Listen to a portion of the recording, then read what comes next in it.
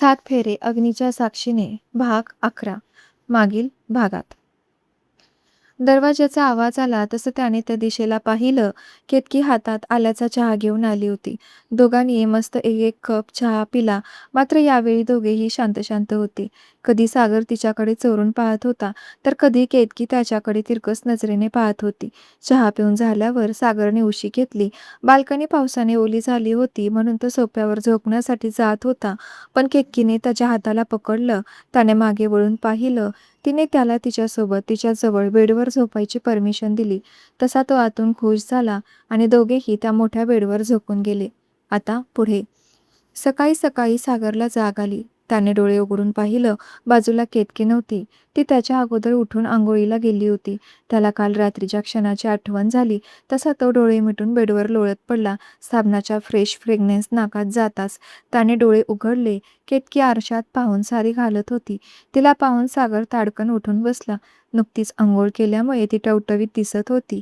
ती आरशात पाहून त्याला पाठमोरी उभी होती. सागर उठल्याची तिला चाहूल झाली.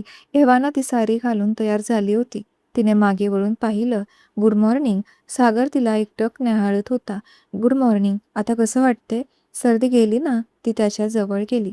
हो, गेली. गुड. चला आता उठा, फ्रेश व्हा. केतकीने त्याच्या हाताला पकडलं आणि त्याला उठवायचा प्रयत्न करत होती. तोच सागरने तिला तसंच स्वतःकडे खेचलं आणि ती त्याच्यासोबत पुन्हा बेडवर पडली. तिने चेहरा वर करून त्याच्याकडे पाहिलं. तोही तिच्याकडे पाहून गालात हसत होता. तेवढ्यात शेवंताताई तिथे आल्या. त्या जोरजोरात दरवाजा वाजवीत होत्या. सागर, सागर, अरे उठलात का? शेवंताने बाहेरून आवाज दिला. हो आई, आत्ताच उठलोय. सागर आतून. आणि केतकी, आज ती खाली आली नाही? आतापर्यंत रोज खाली येत असते. तिची तब्येत तर बरी आहे ना? शेवंताने काळजीने विचारलं. केतकी आतमध्ये सागरच्या छातीवर पडून त्याच्या मिठीत होती. तिने बोलायला तोंड उघडलं. तो सागरने तिच्या तोंडावर हात ठेवला. आई, ती केव्हाच उठली आहे. अंघोळीसाठी गेली आहे. अजून बाहेर आली नाही. सागर. केतकीने डोळे बारीक करून त्याच्याकडे पाहिलं. पण करणार काय? सागरने तिला त्याच्या मिठीत घट्ट पकडून तोंडावर हात ठेवला होता. त्यामुळे तिला बोलता येत नव्हतं. आई, काही काम आहे का केतकीजवळ? सागर. हो, तिच्यासाठी निरोप आहे. तिचे बाबा आज तिला 5 परतावणीसाठी माहेराला न्यायला येणार आहेत. ती बाहेर आली की तिला तेवढं सांग. शेवंता बोलून निघून जाणार तोच सागरचा पुन्हा आवाज आला. आई, आपण तिला उद्या पाठवलं तर? म्हणजे बाहेर पाऊस आहे ना? सागर. खरं तर त्याची केतकीला एवढ्या लवकर माहेरी पाठवायची इच्छा होत नव्हती. त्याने केतकीवर नजर टाकली. ती डोळे किलकिले करून मस्त डोळ्यांची खडफड करत त्याच्याकडे पाहत होती. तो सागरने तिच्या गालावर ओठ टेकवले तशी ती पूर्ण ब्लँक झाली. त्याच्या मिठीमध्ये ती पूर्ण भागून जात होती. हळूहळू तिची पकड ढिल्ली होत होती. श्वास वाढला होता तिचा. सागरने तिच्या केसात हात घातला आणि तिच्या चेहऱ्यावर रेंगाळणारी केसाची एक बट हळूच हाताने तिच्या कानामागे सारली. तसा तिचा फ्रेश चेहरा त्याला स्पष्ट दिसला. नुकतेच आंघोळ केल्यामुळे नुकतेच मुलायम बनलेले तिचे रसरशीत ओठांवरील पाणी पिण्याची त्याला आता प्रचंड इच्छा झाली. तो तिच्या ओठावर ओठ टेकवण्यासाठी थोडा पुढे वाकला. जमणार नाही. 5 पलटणीचा कार्यक्रम वेळेत व्हायला हवा. तिचे बाबा 4 व्हीलरमध्ये येणार आहेत. तुझ्या बायकोची काळजी आम्हाला पण आहे. आमची पण सून आहे ती. शेवंता बोलली तसं सागरचा पूर्ण मूड गेला. आणि अजून एक, सोड तिला आता. नाजूक आहे ती. जीव जाईल तिचा. आणि तूही खाली ये. तुझ्या मित्रा सुजित तुला भेटायला आला आहे. शेवंता बोलून निघून गेली तसं सागर पटकन उठून बसला. केतकी तर लाजून लगेच पळून निघून गेली. या सुजितला पण ना आत्ताच यायचं होतं का? सागर मनातच पुटपुटला आणि आंघोळीसाठी पुन्हा बाथरूममध्ये गेला. 5 मिनिटातच तो फ्रेश होऊन खाली आला. सुजित त्याची हॉलमध्ये वाट पाहत होता. हाय सुजित, कसा आहेस? कधी आला मुंबईहून? मी कालच आलोय. बरं, कसा आहेस? बरं आहे. छान चालू आहे बिअर बार टाकल्यापासून. सुजित. सुजितच्या बोलण्यावर सागर क्षणभर गप्प बसला. शेवटी त्याला तेच करावे वाटले म्हणून तो काहीच बोलला नाही. सुजित त्याचा जेवढा जवळचा मित्र होता तेवढाच तो रमेशच्याही क्लोज होता. तो आणि रमेश नेहमी एकत्र असायचे. सागरशी तो फक्त कामापुरतं मोजकाच बोलत असे. तुझं कसं चालू आहे? सुजित. माझंही बरं चालू आहे. आता बँकेत असतो. लग्नाला यायला हवं होतं तू. सागरने लग्नाचा विषय काढला. तोच केतकी चहाचा ट्रे घेऊन समोर आली. सुजितची तिच्यावर नजर पडली आणि तो तिच्याकडे एकटक पाहत राहिला. तसा सुजित मनाने कपटी होता. तो नेहमी सागरच्या विरोधात कट कारस्थान करायचा, रमेशची साथ द्यायचा. सागर आणि रमेशमध्ये द्वेष निर्माण करण्याचं काम देखील त्यानंच केलं होतं. लहानपणापासून त्याला सागरचं घरदार, शेतीवाडी, प्रॉपर्टी बघवत नव्हती, पण ही गोष्ट सागरला अजून समजली नव्हती. त्याचा स्वभाव मनमोकळा होता. तो सर्वांशी आपलेपणाने वागायचा.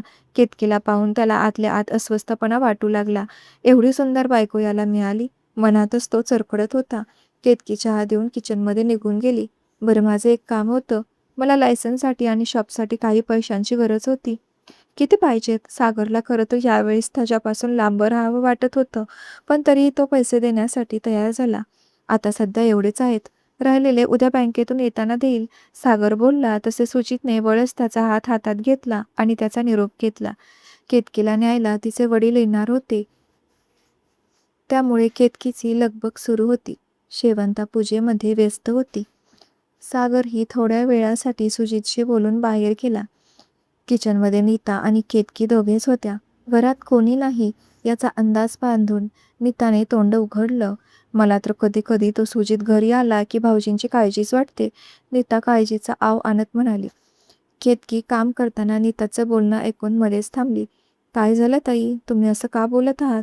केतकीला तिच्या बोलण्याचा अर्थ समजला नाही. अगं, तुला काहीच माहीत नाही का? नीता उगीच भोळेपणाचा आव आणत. काय? म्हणजे भाऊजी अजून तुझ्यासोबत इमोशनली अटॅच झाले नाहीत वाटतं. होणार तरी कसे? त्यांनी निवडलेली मुलगी तू नसून तुझी बहीण होती ना? नीताने केतकीला उगीच हिणवलं. केतकीचा मात्र चेहरा पडला. तिचं आणि सागरचे रिलेशन जरी योगायोगानं जुळलं असलं तरी ते किती प्युअर आहे हे त्या दोघांनाही माहीत होतं. पण म्हणतात ना, एखाद्याच्या तोंडाला हात लावता येत नाही. केतकी गप्प बसून होती. खरंच माझ्यापासून यांनी काही लपवलं असतील का? तिच्या मनात आता विचार आला. अगं, हा सुजित आहे ना, याने भाऊजींना एकदा बिअर पाजली होती आणि तेव्हापासून भाऊजी असे अधूनमधून. नीता पुढे बोलणार तोच केतकीने रागात तिच्याकडे पाहिलं. सागरविषयी ती असा कसा विचार करू शकत होती? तिला नीताच्या बोलण्यावर खूप वाईट वाटलं. शेवटी ज्याची भीती तिला होती तेच घडत होतं. म्हणजे मला तसं बोलायचं नव्हतं, पण लक्ष ठेव तुझ्या नवऱ्यावर, एवढंच सांगायचं होतं. आता तो सुजित मुंबईवरून वापस आलाय आणि आपल्या गावातच बिअर बार टाकलंय त्याने. तुला सावध केलं, बाकी काही नाही. नीता बोलून निघून गेली. केतकी मात्र विचारात पडली. तिच्या मनात आता सागरविषयी संशय निर्माण होत होता. सुनबाई, सुनबाई, पाणी घेऊन या, पाहुणे आलेत. शेवंताच्या आवाजाने केतकी भानावर आली. मधुकरराव, केतकीचे वडील, तिला न्यायला आले होते. तर मग मैत्रिणींनो, आत्ताच नव्याने सुरुवात होणाऱ्या नवीन नात्यामध्ये नीताने जे केतकीला सांगितले ते खरे असेल का? तुमचं काय मत आहे? कथा आवडत असेल तर एक छोटीशी कमेंट करून नक्की कळवा. चॅनेलवर नवीन असाल तर सबस्क्राईब करा, जेणेकरून येणाऱ्या नवीन भाग तुम्हाला सगळ्यात अगोदर पाहायला मिळेल.